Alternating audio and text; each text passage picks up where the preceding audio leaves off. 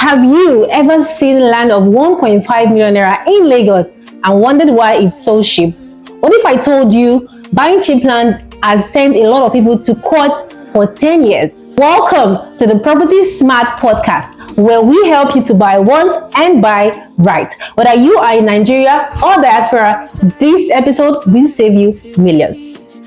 And yes, with me here is a real estate expert and a real estate consultant right here in the city of Lagos.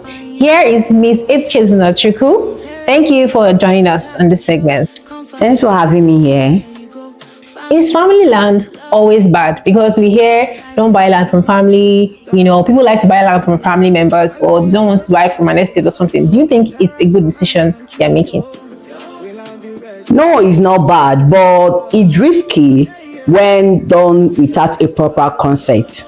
Like a family member might sell land to you today without other signing, like without the consent of other family members. You might end up buying land today and tomorrow you end up with 15 uncles. So that's why I said it might be risky without a proper consent. Wow, that's amazing. You see, because that is why we always advise you to do your due diligence before acquiring a property. What do you check first before buying land? Is it price? Is it location? Is it document? Or is it your agent? Mr. David, can you throw a light on that? Thank you so much. Most people will actually go for price. That is very wrong. The right answer should be document, because cheap lands without document is a problem waiting to happen. What do I mean is a problem waiting to happen? For instance, you get a very cheap land for like 500,000, a million naira, and you end up not having any documentation evidencing that you actually own that land. So it's like a no-no for me. Oh, okay.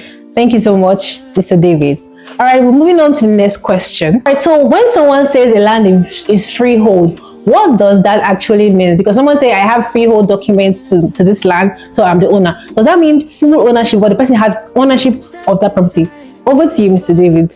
Okay, firstly, we have to understand that there are certain people that own a land.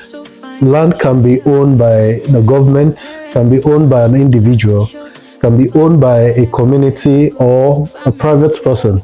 Now, if you don't know who owns the land, you don't own it. We should while getting a land, I think the first step is making proper investigation as to who owns the land.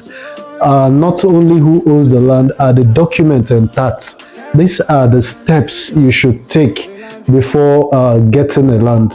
Oh, thank you so much. That was really, really educative. People say when they have survey to a property, it means they have full ownership. So I want to know, does having a survey means you own the land or you have full ownership to that property? Okay. No, a survey only shows location, not ownership. Some of the documents you must have are receipt, survey plan, deed, gazette, and C of O where applicable. Okay, thank you very much for that amazing answer to this question. All right, thank you. Once again, we have an amazing guest here with us, Mr. Rex. Welcome to this section. Thank you so much for having me. All right, we want to know because a lot of people buy land, they pay for the land, they get their documents, and the government end up taking it back or they end up losing the land. So we want to know, can a property be taken back after purchase? Thank you so much for that question. A lot of people have issues concerning this kind of matters, and I can say yes, the land will be taken back. My reason is, if the land is under government's acquisition, like maybe government has marked out that land for a future development, and you went and buy land there. At the end of the time, when the government started their development, the land will be taken back away from you. Another thing is, when that land is under road expansion, like what's happened at the coastal roads here, so many people they are both land there, the land was taken away from them. And another thing is, another question point I also want to bring it out is, if the land is on pipeline or power line, such land will be taken. Yet, and then another point I also want to point it out there is that What if the land is under government court dispute? Like someone is dragging the land with another person at the court, and he sold the land to you.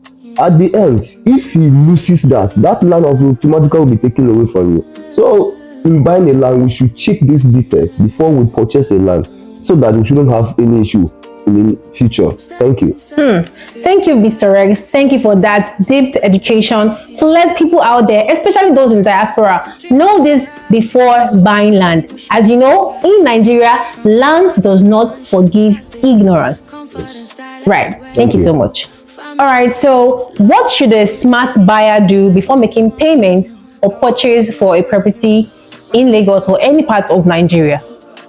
I will advise you do your due diligence, verify the ownership of that property, and again, do conduct land research. If possible, go for inspection, know where the land is located. And if you can know that you cannot do it of your own, use a professional real estate. It will help you do this work for you. Like land you here, we specialize in that. We can help you to get a proper land without any problem in the future. Have you ever lost money on land or know someone who has? Share a comment or tell us your story on the comment section and share this episode. On our next episode, we'll be telling you about the C of O and the Gazette and know which one protects you and your property. For now, bye.